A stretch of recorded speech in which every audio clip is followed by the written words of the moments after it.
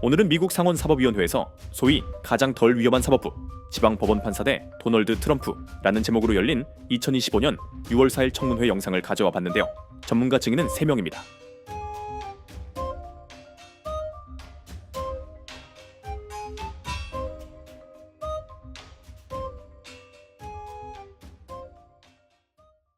Our country is facing a constitutional crisis, a full-blown judicial assault on the separation of powers that strikes at the very foundation of the republic. Economic policy. In New York City, the Court of International Trade struck down all of President Trump's tariffs under IEEPA, declaring that they exceeded executive authority. It was not judging, it was judges replacing the president's judgment on declaring a national emergency. And of course, that ruling was almost immediately stayed by the Court of Appeals. Deportation policy. In Baltimore, the Chief Judge for the District Court of Maryland issued an order preventing the removal of illegal aliens detained anywhere in the country, granting 2 days of automatic protection to anyone who files a habeas petition in Maryland, all without a hearing or legal findings. This single Maryland judge dictated national deportation policy and then tried to claw back the damage by amending the order. In D.C., a judge blocked the federal government from requiring proof of citizenship to vote, overriding election integrity laws across all 50 states. In Boston, a judge weighed in on birthright citizenship, deciding a question of nationwide consequence for millions of illegal aliens, despite the plaintiffs being solely one pregnant mother and 2 nonprofit organizations. That is policymaking and legislating. That is not adjudication. In San Francisco, a judge mandated that the Office of Personnel Management rehire all terminated federal workers and restricted future firings, effectively turning the judiciary into an HR department. Yet another Maryland judge halted orders intending to stop funding for institutions mutilating minors through so-called gender transitions. These deeply consequential decisions were blocked not by voters, not by Congress, but in each instance by one unelected judge. And it doesn't stop there. Since President Trump returned to office in January, there have been over 40 universal injunctions issued against the federal government. That's in 4 months. 35 of those 40 came from the same 5 judicial districts. In the first 150 years of the Republic, 0 nationwide injunctions were issued. 0. In the entirety of the 20th century, 27 nationwide injunctions were issued. That's over 100 years. Under Presidents Bush, Obama, and Biden, combined, 32 nationwide injunctions. Under President Trump's first term, 4 years, 64 nationwide injunctions, and now in just 4 months, we're already over 40. This is not normal. This is not justice. This is an orchestrated campaign of judicial obstruction. We need to defend democracy. What we have here is a team that has taken the field and engaged in unprecedented numbers of fouls and unprecedentedly flagrant fouls. And when the refs blow the whistle on the unprecedented number of fouls, the partisans of the team committing the fouls call out the referees for the unprecedented number of whistles that they blow. Professor Alicia, when you were installed in your chair, the announcement was that the chair was made possible through the generosity of Leonard Leo, trustee of both the Marble Freedom Trust and Catholic University. Is that accurate? Is that who funded your chair? My understanding is that Leonard Leo, through the Marble Freedom Trust, directed funds that funded the chair. I think that's accurate. And with respect to your chair, Mr. Blackman, $1 million was given to fund it through an anonymizing organization called Donors Trust, which has been called the ATM of the far right. Do you know who was behind that Donors Trust laundered donation? I appreciate the question, Senator. I would direct all these to my college to answer. I'm sorry, first of all, your mic's not on. No, I appreciate the question, Senator. I direct all these questions back to my college. Thank you. My question is actually to you, and it's whether you know. Do you know who was behind that I decision? appreciate the question. Anonymous gifts are as they are, and I appreciate all those questions directed to my college. Your college can't answer what you know. This is a question to you about what you know. I'd answer the question. Yes or no? Thank you, Senator.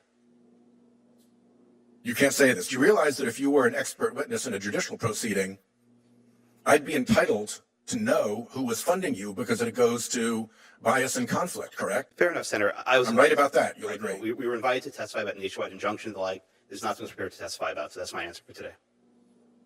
Okay.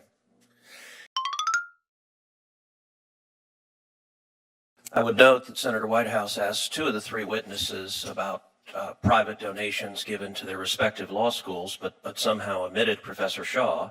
And I guess I would ask of Professor Shaw, are you aware of what's been publicly reported in disclosures that your employer, the University of Pennsylvania, from 2013 to 2019 received from Communist China $67,618,610. Have you seen those public reports? I'm sorry, Senator, I have not.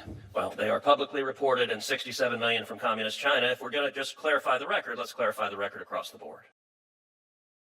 I suppose to further the analogy that Senator Whitehouse gave of reffing the game, I don't think anybody has a problem on this side of the aisle with a ref calling balls and strikes or calling a foul. The problem is, what if the ref's daughter hired the coach? What if the ref has money on the game? What if people start to question the legitimacy of the ref in the game? We all know what happens. People don't watch it anymore. Professor Blackman, how in the world does Judge Boasberg get a case when he's not the emergency assignment judge? He's on vacation in the middle of the night. How can that happen? I don't know, and perhaps even more significant, if you read the transcript of the case, he basically told the plaintiffs to change their case. They brought it one way, said, no, here, plead it this way. Okay, good. Now I'm going to certify class and issue a ruling and go tell the plaintiffs around. He basically litigated the case on behalf of the parties. This wasn't merely a passive bystander. He was an active participant. It's a statistic impossibility. 10 of the 11 appellate judges in the 8th Circuit appointed by Republicans. Amazingly, Judge Kelly ends up on all the politically sensitive cases on a panel. It's not possible, except for the people that work for the clerk's office are populated by her former clerks. So these are the kinds of things that this isn't just a new phenomenon. This is a concern about activism on the bench that's existed for a long time. It's just now on steroids. You talked briefly, and I mentioned it too, sort of Rule 23 as a more viable option for this, limiting the orders to the parties, the rulings to the parties before the court as a case in controversy. Those are ways to address this. Are there any other structural suggestions that you have? I think one urgent need is to think about automatic stays. I would think about if a universal injunction is granted or a nationwide class is granted, stay the ruling for 24 hours, 48 hours, some limited period till he's taken appeal to the appellate court, and don't let the judge just rule against you to decide whether appeals to be taken. I think the automatic stay will go a long way to addressing these issues. Do any of you think that nationwide or universal injunctions are not being abused?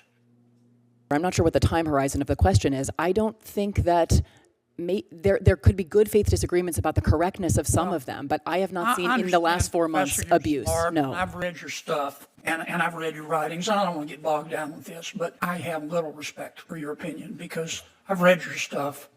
When someone is in the White House that you agree with and someone gets a universal injunction against him, you don't like universal injunctions. You call them judges acting like they're politicians in robes and judges looking like crass political actors. But now that President Trump's in the White House, who you dislike, you think that universal injunctions taste like pumpkin pie. So I have to discount what you say because I think you act on your political beliefs. And I worry that that's what you're teaching your kids. Professor Shaw, you talked about the fact that there have been lots of rulings against the Trump administration. That's absolutely statistically true. I disagree with almost all of them. In fact, I think all of them. But the issue of this hearing really isn't the rulings, is it? It's the remedies. Aren't you concerned about judges binding non-parties in their remedies? You may love the ruling, but even if you do, don't you think it's a little bit anomalous for courts to be going out there and binding parties who are not before them? Senator, I think that judges have been issuing rulings that impact non-parties since Marbury versus Madison, right? So you're not concerned about it? I'm not. I absolutely think that they can be abused, and Well, they no, have been abused. wait a minute. You were very concerned about it just a couple of years ago. Yeah.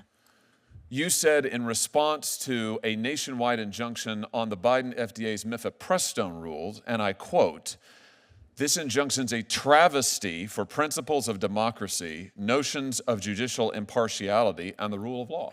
I think I've been consistent today. That was issued by Judge Kaczmarek in a single judge division. They're a problem. Those are a problem. With him personally? Wait, No. so your testimony is if it's issued by Judge Kaczmarek, it's bad? No, sir. It's personal? That is not my testimony. So I said is the problem with the injunction? You were criticizing the universal injunction here. issued by a judge in a single judge division. I've been very clear today So that those are a issued problem. by a Republican judge in a Republican division, then it's bad. No, Senator. Otherwise, it's fine. No, Senator. I think that single judge What is divisions the are a problem. principal difference? I'm looking for a principle. I understand you hate the president. I understand you love all of these rulings against him. You and I both know that's not a principle. You're a lawyer. What's the principle that divides when issuing a nationwide injunction is okay when it's not? When the Biden administration was subject to nationwide injunctions, you said that they were travesties for the principle of democracy. I mean, when it's Biden, it's okay. No. When it's Biden, oh, it's a travesty. When it's Trump in office, it's, oh, no holds barred, whatever it takes, right? I It's believe just in like a that powerful book, no. what was it that President Biden's staff said? We've got to do undemocratic, unconstitutional things to save democracy. Why isn't this the same I believe thing? in a powerful president. I do believe in presidential power, but power and constraint are not at fundamental odds. What Constraint is the legitimates principle? power. What is the principle? The legal principle. What's the principle of when an injunction binding non-parties, which was never done in this country before the 1960s? And let's see the chart, the Trump chart, which was done really only once Trump came into office for the first time. You don't think this is a little bit anomalous? You don't think that's a little bit A strange? Do very you think this is plausible good for the rule of explanation, law? Senator, you have to consider is that he is engaged in much more lawless activity than other presidents. Here's the thing. We've now gone 6 minutes, and Senator Kennedy had you for 6 or 7. You couldn't identify a single principled basis. We all know the truth here, which is it's not just you. It's most of my colleagues over here on this side of the aisle, who I respect a great deal, and they were raising very principled objections to the nationwide injunction just 6 months ago, maybe 9 now. And I realized that my colleagues on this side of the aisle very much dislike that individual, and I realize that you think that the rulings that he has lost are fundamentally sound. We might grant all of that. I disagree with all of that, but we can put that to one side. The question we're talking about here is, should judges, single judges, district court judges, be able to bind non-parties who are not in front of them? And you used to say no, now you say yes. Let's be consistent. I would just suggest to you our system of government cannot survive if it's going to be politics all the way down. Thank you, Mr. Chairman. Can I briefly respond? Sure. I mean, you invoked democracy a couple of times there, Senator. Judges I are quoted part. you. Judges I quoted are you, part Professor. of our system of democracy. Democracy is not as simple as majority rule. Judges have always served something of a You would have it be as simple as function. majority rule. When you get the majority you like, you're for the nationwide injunction. When you don't, you're not. And Professor Blackman, your testimony outlines structural reforms that Congress could enact to restore balance.